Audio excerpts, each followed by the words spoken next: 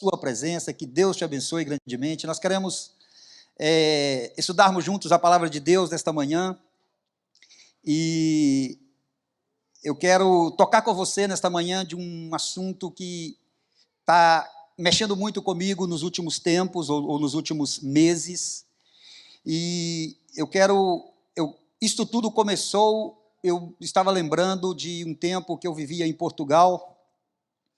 Era o ano, me parece, de 95, talvez 96, por aí. E eu estava trabalhando, e naquele tempo a gente estava vivendo um momento de trabalhar muito. E um dos meus amigos, que não é evangélico, ou pelo menos não era, né? Naquele tempo, não sei se é hoje, tem muitos anos que eu não o vejo. E ele então virou para mim e falou assim, me chamava de Vaguinho. Ele falou: Vaguinho, você não está preocupado, não? Nós já estamos chegando no ano 2000. Eu falei assim, não, por que eu tenho que ficar no ano 2000?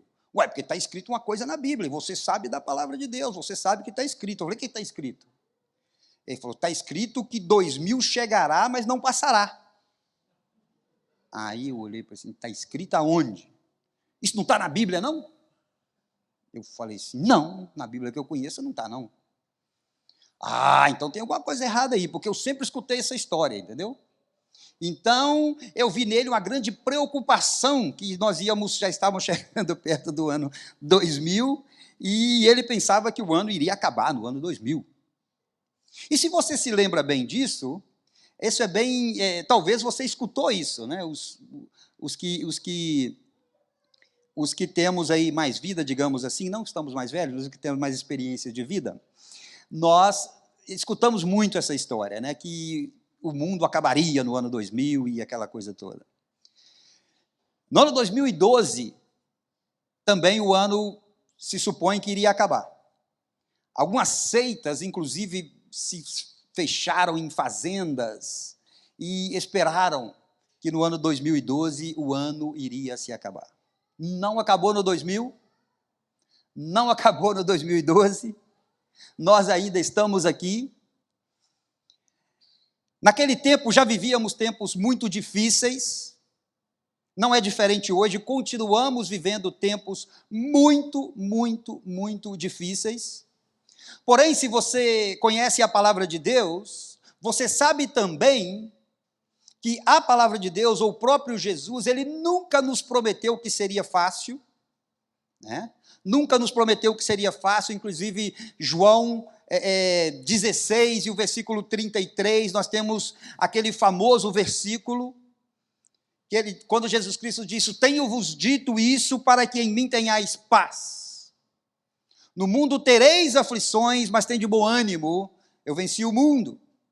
Jesus Cristo, ele nos dá esta palavra de paz, e ela era tão presente naquele tempo, naquela conversa de Jesus Cristo com os apóstolos, como ela era presente também nos finais do século para entrar 2000, onde muitas pessoas se preocupavam que o mundo acabaria, como ela é presente no 2012, como ela é presente hoje. A promessa de Jesus para a igreja é que nós teríamos aflições, porém que nós venceríamos.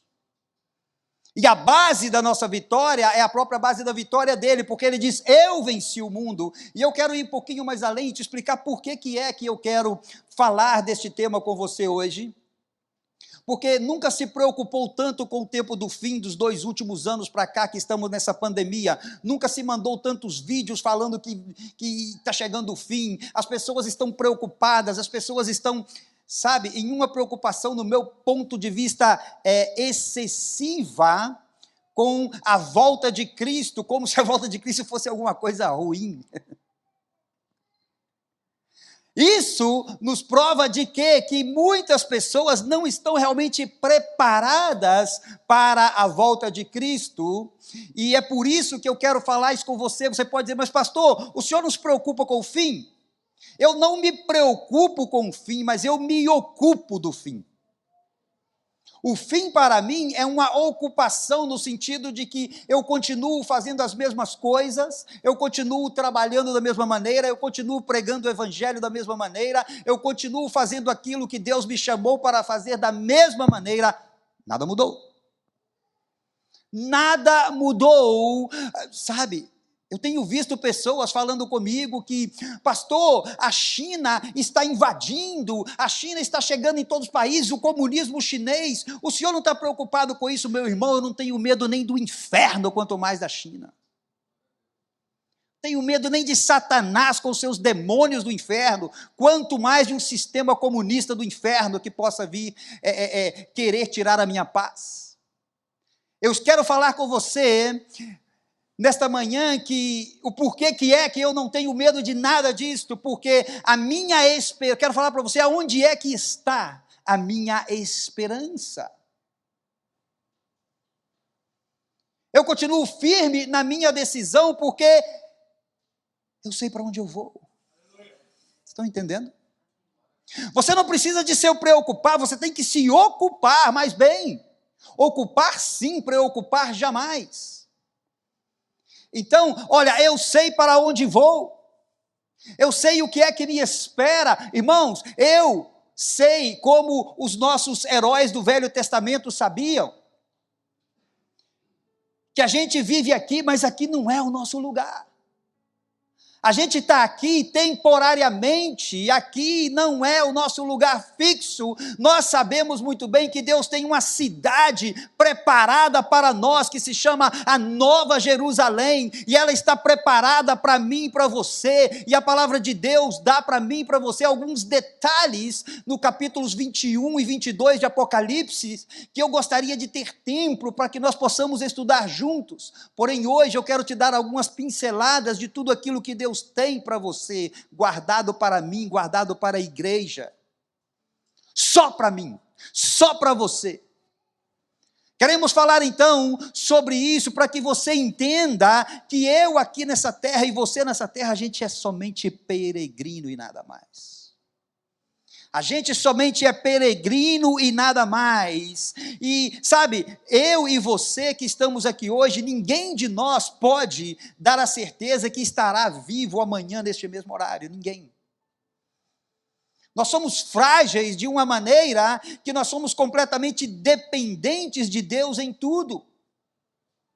Acabamos de ouvir as crianças cantar, que sabe que o maior de todo mundo foi que escreveu a minha história e pintou e ainda assinou. Nós somos completamente dele e vivemos para ele, somente para ele.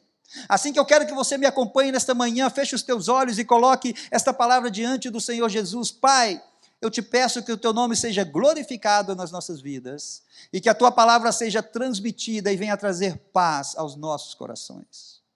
Dá-nos a autoridade do teu Espírito, Senhor.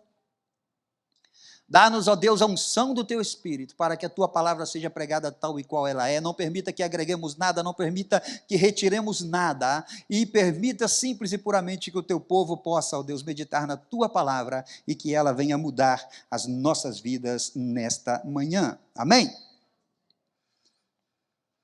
O dia do fim não me surpreenderá como ladrão. Não me surpreenderá como ladrão. Apocalipse 3:3, a palavra de Deus diz: lembra-te, pois, do que tens recebido e ouvido, e guarda-o, e arrepende-te, e se não vigiares, virei sobre ti como ladrão, e não saberás a que hora sobre ti virei.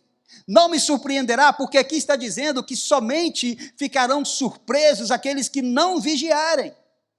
Por isso que nós não poderemos estar surpresos, ou pode nos tomar de surpresa na questão de tempo, porque não sabemos o dia nem a hora. Porém, a nossa preparação está sendo feita. Vejam mais uma descrição, olha, eu poderia te dar muita, não temos tempo, mas Pedro também ele fala, o dia do Senhor virá como ladrão de noite, no qual os céus passarão com grande estrondo, e os elementos ardendo se desfarão, e a terra e as obras que nela há se queimarão. Vamos ver o que é que Deus espera de nós, e o que é que Deus tem para nós. O que é que Ele espera de nós e o que é que Ele tem para nós, porque assim nós podemos fazer com que o mundo entenda por que é que nós não temos medo do fim. Eu estou falando de verdade para uma igreja que não tem medo do fim aqui? Eu estou falando para um povo que não está preocupado com o fim. Eu estou falando para um povo que está vivendo hoje, cada dia, como se fosse o último. É por isso que a gente não tem medo do fim.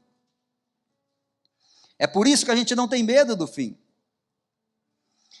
Sabe, Apocalipse 21 e 22, se você quiser, você estude na sua casa, para que você veja a bênção que Deus tem preparada para você. Poderíamos estudar isso em um estudo bíblico mas eu sei muito bem que se eu me alongar muito, você vai estar olhando no seu relógio com vontade de ir embora deste lugar. Por isso, é que eu quero que você entenda que é importante que você venha estudar a Bíblia juntos num estudo bíblico, onde a gente pode detalhar mais as coisas. Porém, hoje, eu quero dar para você alguns pontos bíblicos, eu quero falar para você de Bíblia, e não quero falar para você de axiologia, isso aqui que a gente vai estudar hoje é Bíblia. Isso não é astrologia sobre os tempos dos fins. Isso aqui é Bíblia, isso não é palavra de homem, isso não é filosofia, é o que está escrito na palavra de Deus. É o que está escrito na palavra de Deus, não é nada de algum líder religioso. A Bíblia diz que existe uma cidade preparada para mim e para você, e Deus mostrou isso para João. Deus mostrou para João a cidade que descia, ou que desceu do céu, na visão do Apocalipse, que é a maior revelação dada por Deus sobre o tempo dos fins para um homem. Não tem nada mais santo, não tem nada mais divino, não tem nada mais detalhado sobre o tempo dos fins, os fins dos tempos, do que a revelação de Deus para João no Apocalipse.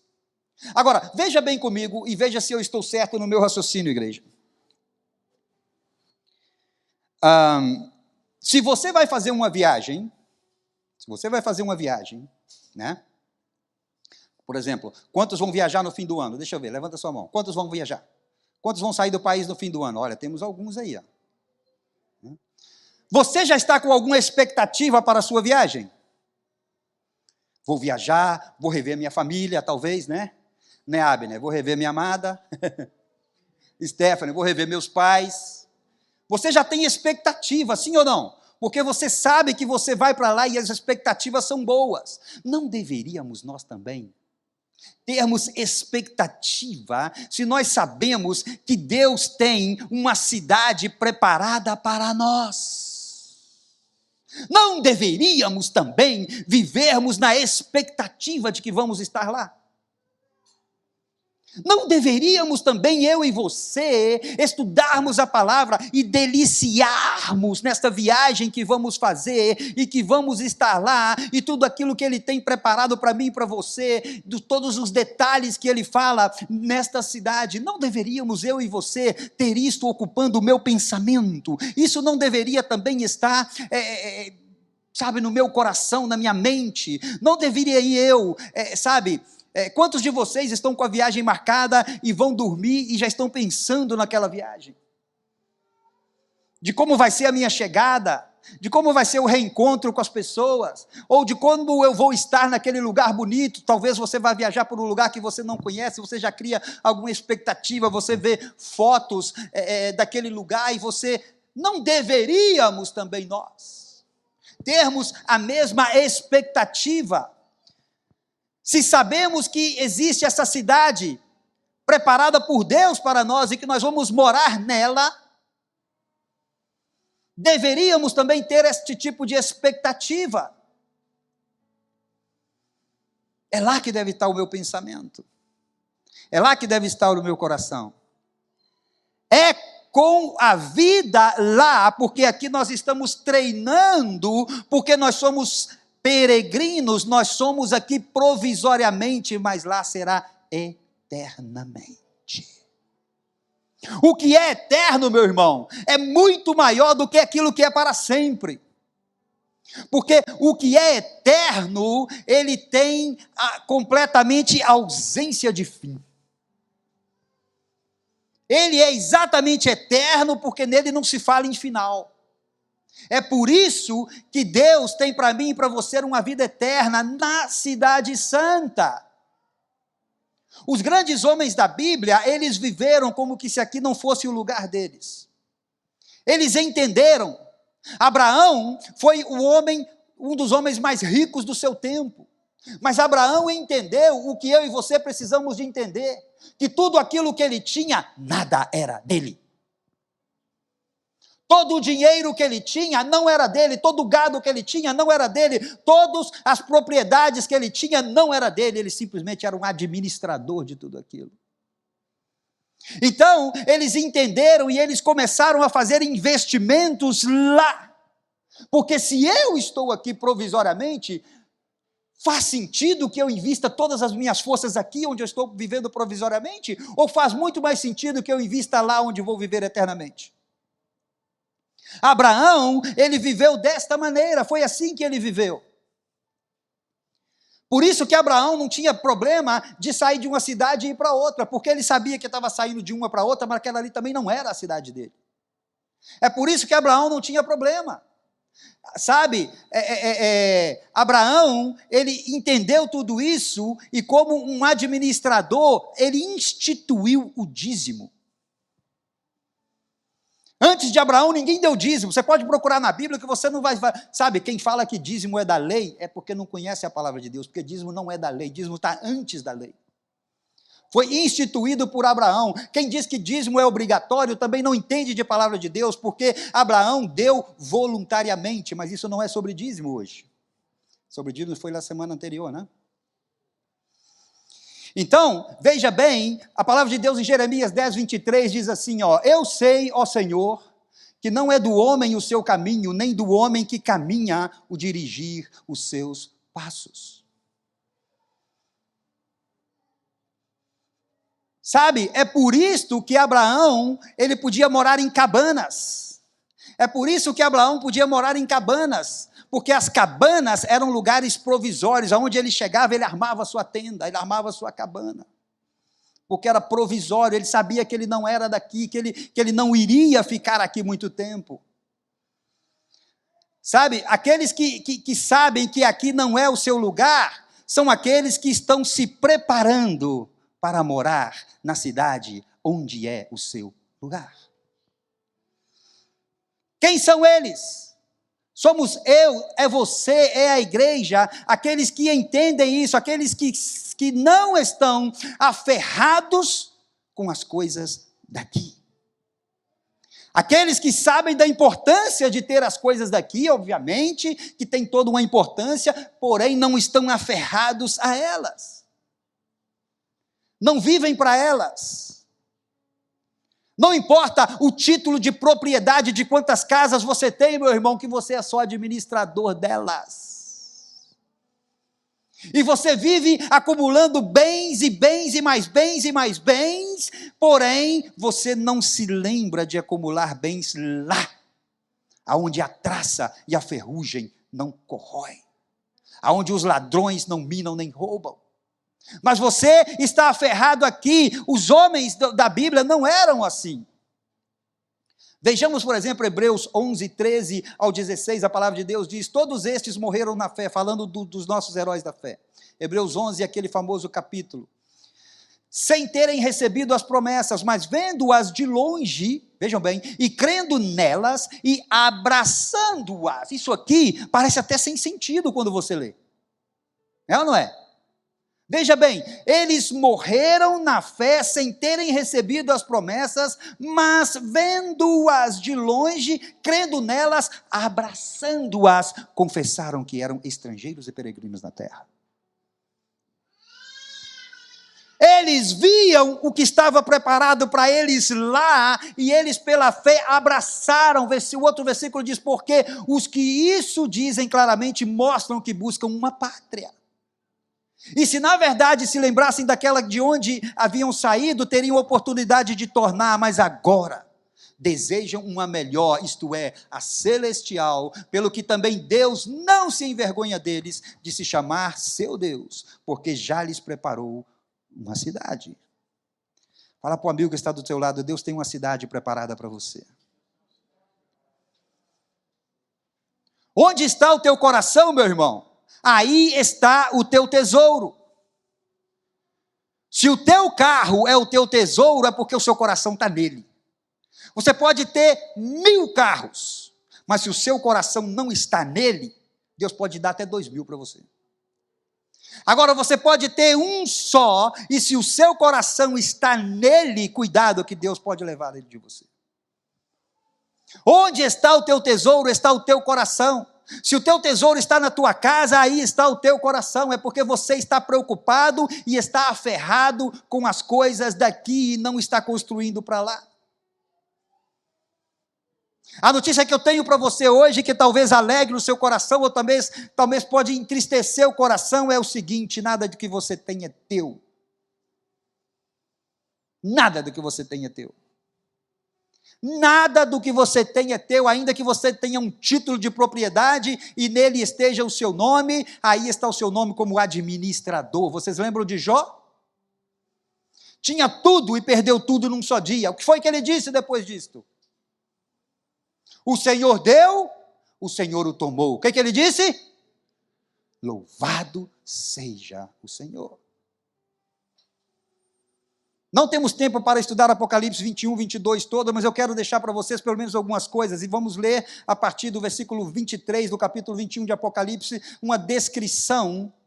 O capítulo abre com a descrição da cidade santa. Não temos tempo de estudar tudo, mas quero deixar para vocês alguns detalhes. Diz: e a cidade não necessita de sol nem de lua, está falando da Nova Jerusalém, para que nela resplandeçam, porque a glória de Deus a tem alumiado, e o Cordeiro é a sua lâmpada. E as nações andarão à sua luz, e os reis da terra trarão para ela a sua glória e honra, e as suas portas não se fecharão de dia, porque ali não haverá noite.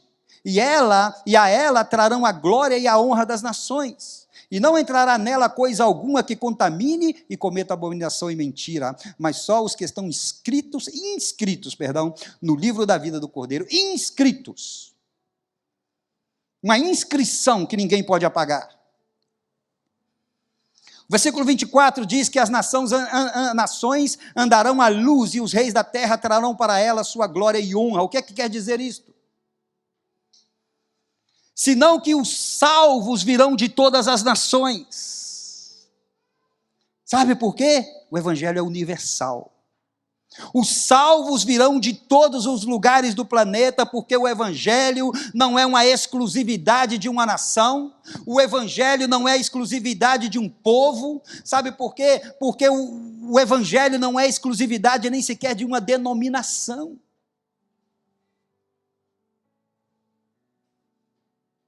A Bíblia diz também, olha, e nós podemos concluir que lá não haverá eletricidade. Olha, você se alegra, ó. Você não vai ter que pagar a conta de luz. Não vai ter que pagar a conta de luz lá. Viveremos à luz da própria cidade. Sabe, diz a palavra, e a cidade não necessita sol nem lua, porque nela resplandeçam, para que nela resplandeçam, porque a glória de Deus a tem iluminado, e o Cordeiro é a sua lâmpada. Uma luz que irradiará todo o tempo, uma luz que virá do próprio trono de Deus, uma luz que você poderá caminhar nela todo o tempo. Você caminhará na verdade da luz. Hoje você precisa de caminhar na verdade da palavra de Deus, que é a luz que ilumina ou que ilumina este mundo. Não na luz da palavra de homem, mas nós precisamos caminhar na luz da palavra de Deus e não de homem algum, não na luz de filosofias, mas precisamos de caminhar na palavra de Deus. Por isto, tenha cuidado hoje, aonde você está caminhando.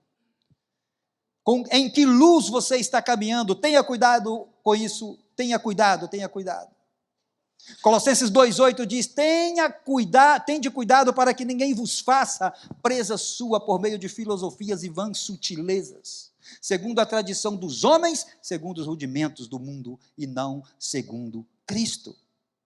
Tenha cuidado onde você vai, tenha cuidado com quem que você anda, tenha cuidado de quem que você escuta, tenha cuidado quem pastoreia, tenha cuidado quem é a sua autoridade espiritual. Tenha cuidado com os convites que você recebe, tenha cuidado com quem você está andando, ande na luz da palavra de Deus. Se regressamos um pouquinho ao capítulo 24, lembremos que ainda tem coisas importantes. Lá falava de reis e de governantes. 21, 24 diz: e as nações andarão à sua luz, e os reis da terra terão para ela a sua glória e honra. Quem são eles? Quero bastante a sua atenção, que a gente já vai começar a fechar. Olha, quem são eles, esses governantes? Quem são esses reis? Mateus 19, 28 diz: e Jesus disse-lhes: em verdade vos digo que vós que me seguistes, quando na regeneração o Filho do Homem se assentar no trono da sua glória, também vós assentareis sobre 12 tronos para julgar as 12 tribos de Israel. Você entendeu quem são eles? Entendeu quem são os reis? Entendeu quem são os governantes? Você conseguiu visualizar os reis e os governantes aqui?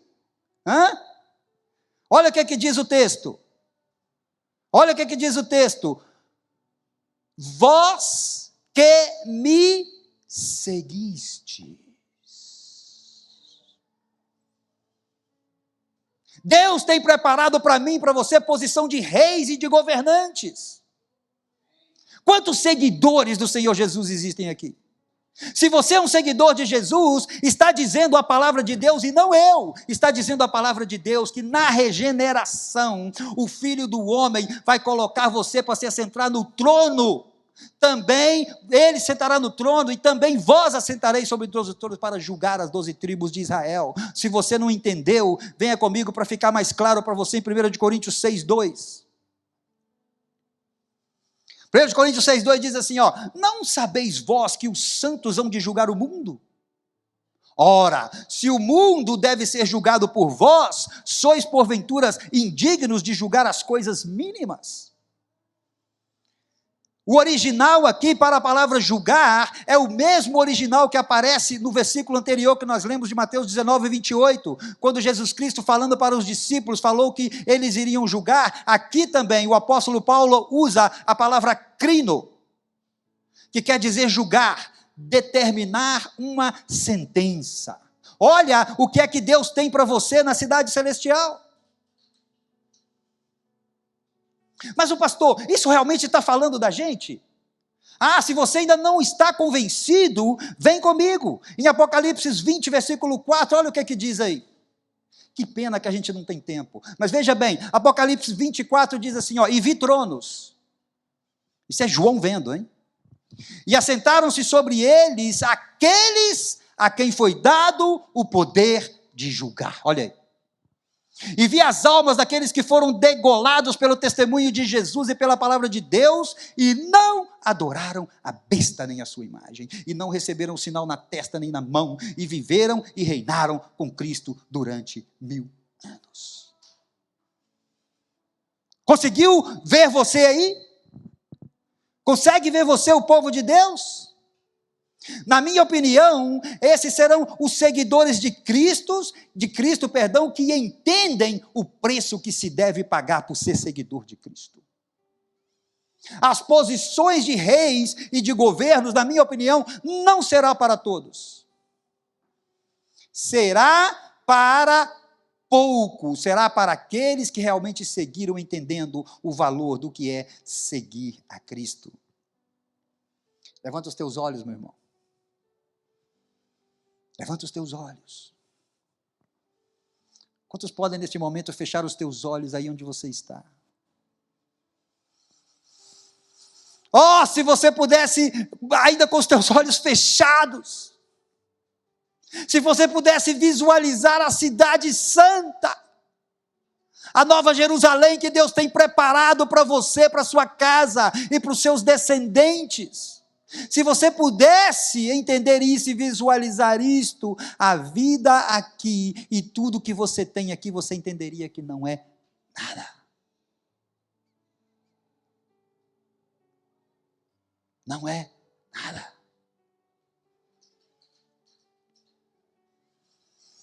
Portas que nunca se fecharão, diz a palavra.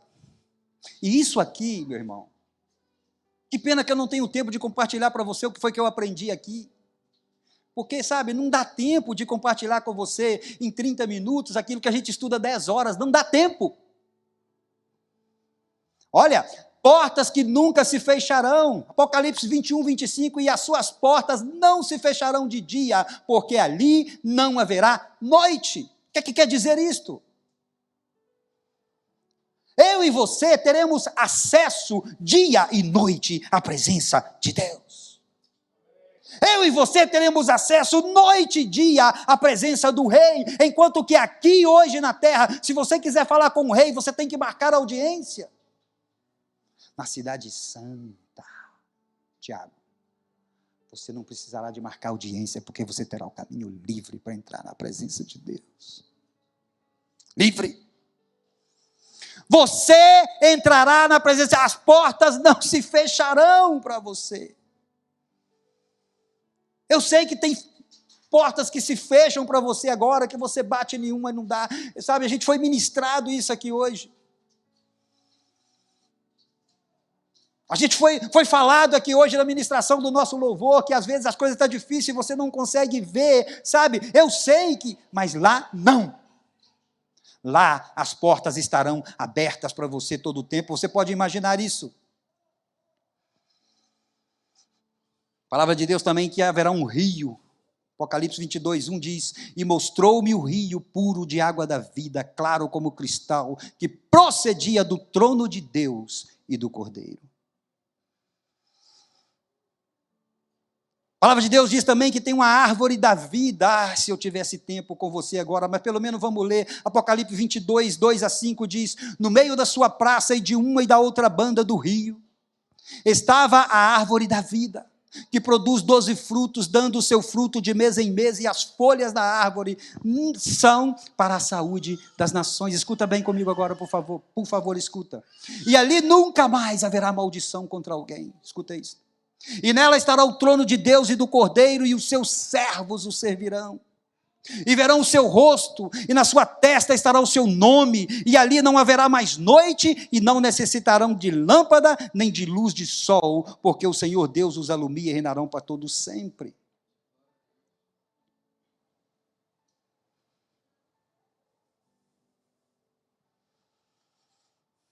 Alegre-se hoje, meu irmão. Alegre-se hoje, igreja. E ao invés de você ficar preocupado com o tempo do fim, mas bem, ocupe-se do tempo do fim. Ocupe-se em pregar o evangelho para um amigo, para uma amiga, para um parente seu que ainda não conhece o Senhor Jesus. Ocupe-se disto. Alegre-se. E o que é mais, assim, sabe o que é mais gostoso? O que é melhor de tudo? É que tudo isto pode começar hoje. Tudo isso pode começar amanhã. Tudo isso pode começar em qualquer momento. Isso já começou para aqueles que se foram. Isso pode começar antes de um de nós, por aqueles que se vão antes. A palavra de Deus diz: prepara-te para encontrares com teu Deus. Prepara-te para encontrares com teu Deus. Como é que eu me preparo, pastor? Investe ou invista o teu tempo na cidade que tem fundamento. Investe os teus recursos na cidade que tem fundamento. Investe os teus recursos na cidade de Deus. Quanta gente que tem aplicando o seu dinheiro no ouro, ou no dólar, ou no Bitcoin. Quantas pessoas estão aplicando no mercado imobiliário, e isso é bom, não tem problema nenhum. Mas invista também no reino de Deus. Invista também naquilo que é para sempre e que não é provisório. Invista ali onde a palavra de Deus diz, não vamos ler porque não temos tempos, em Mateus 6, 19 e 21, o lugar, não ajunteis tesouro na terra, onde a ferrugem tudo consome e os ladrões minam e roubam. Não invista lá. Hoje é tempo de investir. Se você não tem dinheiro, invista o teu tempo. Se você não tem dinheiro, invista o teu talento. Invista aquilo que Deus tem dado para você. Existe uma promessa para você que quer investir no reino de Deus. Existe uma promessa para você em sua casa que quer investir aonde nada é provisório, tudo é para sempre. A promessa de Deus diz, sabe o quê? Nada te faltará. Nada faltará a você, nada faltará à sua casa, nada faltará às suas gerações, nada faltará, sabe por quê? Porque o Senhor é o teu pastor. Quero terminar nesta manhã falando um detalhe mais sobre a árvore da vida. Teríamos muitos detalhes, mas não nos dá tempo. Vamos falar pelo menos deste detalhe para nós terminarmos por hoje. Amém? A árvore da vida, quando você estuda sobre ela, você vai ver que a árvore da vida aparece lá no Gênesis. No Gênesis capítulo 1, versículo 2 e 3, você vê a árvore da vida antes do pecado. Agora, no fim, você vê novamente a árvore da vida depois do pecado. Antes do pecado ela apareceu e depois do pecado ela aparece de novo. Ela estava antes do pecado e só volta a aparecer depois que o pecado é aniquilado. Sabe por quê? Porque nós vivendo aqui, aonde ainda sofremos consequências do nosso pecado, ou nós vivendo lá, aonde o pecado já não terá mais domínio sobre as nossas vidas, aqui ou lá, a palavra de Deus nos ensina nesta manhã, que a nossa dependência de Deus é igual. A nossa dependência de Deus é a mesma. E a palavra de Deus está dizendo em Mateus 6, 25, e esse eu prometo para vocês que é o último que eu leio nesta manhã. Sabe por que isto? A palavra de Deus está dizendo que existe uma árvore da vida, e se você leu comigo, você vai ver que ela dá 12 frutos, e que nós nos alimentaremos desses frutos todos os meses. A palavra de Deus está dizendo para mim e para você, que com pecado ou não, nós dependemos de Deus para nós nos alimentarmos todo o tempo. Mateus 6, 25 diz, por isso vos digo, não andeis cuidadosos quanto à vossa vida, pelo que haveis de comer ou pelo que haveis de beber, nem quanto ao vosso corpo, pelo que haveis de vestir. Não é a vida mais do que o mantimento e o corpo mais do que a vestimenta? Eu gostaria que você ficasse em pé neste momento. Nós queremos terminar fazendo esta reflexão. Eu quero que você realmente saia deste lugar nesta manhã pensando nisto. Eu quero que você realmente saia deste lugar tendo em conta isto que nós acabamos de ver nesta manhã. Que você possa começar a visualizar. E sabe, meu irmão, se alguém te manda vídeo falando que é o fim, falando que a China, falando que os esquerdistas, falando que a vacina é o sinal da besta, puro blá blá blá. Puro blá blá blá. Sabe o que é que eu coloquei aqui? Olha o que eu coloquei aqui. E escrevi aqui, fale para a igreja que isso é puro nhen, nhen, nhen. Assim eu escrevi. Está escrito aqui, nhen, nhen, nhen.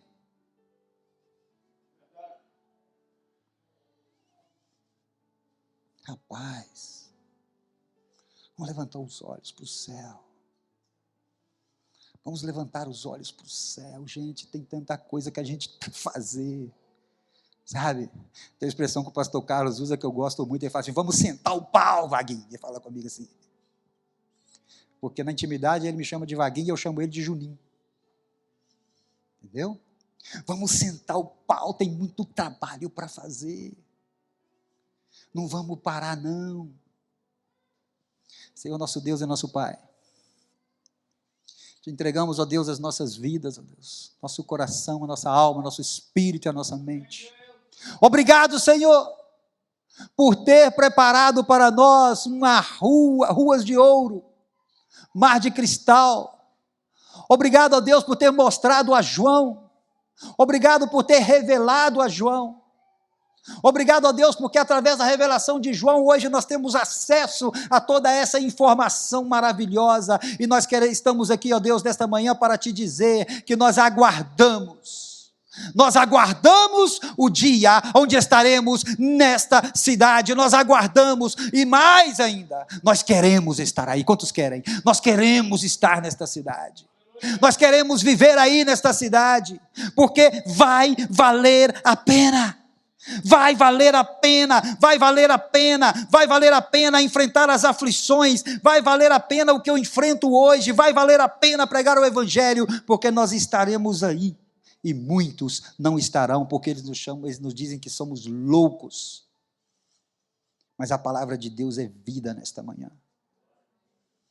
Pai, em nome de Jesus, se existe alguém no nosso meio, que não tem o Senhor Jesus como Salvador da sua vida, aí onde você está, feche os teus olhos e diga: Senhor Jesus, eu te aceito como o Salvador da minha vida e te entrego a minha vida, Senhor, em nome de Jesus. Se você fez essa oração, procure, nós queremos falar com você. Se existe alguém no nosso meio que tem dúvidas, Pai, no nome de Jesus, que toda dúvida seja dissipada da mente e do coração do teu povo, e que a tua palavra seja clara. Não importa, meu irmão, não importa se vai haver rapto, não importa se vai ser assim, ou se, sabe, não importa. Me perguntaram esta semana: pastor, o senhor acredita no rapto? Porque eu estou ouvindo umas coisas aí, uns caras dizendo que não vai ter rapto. Eu falei: don't care.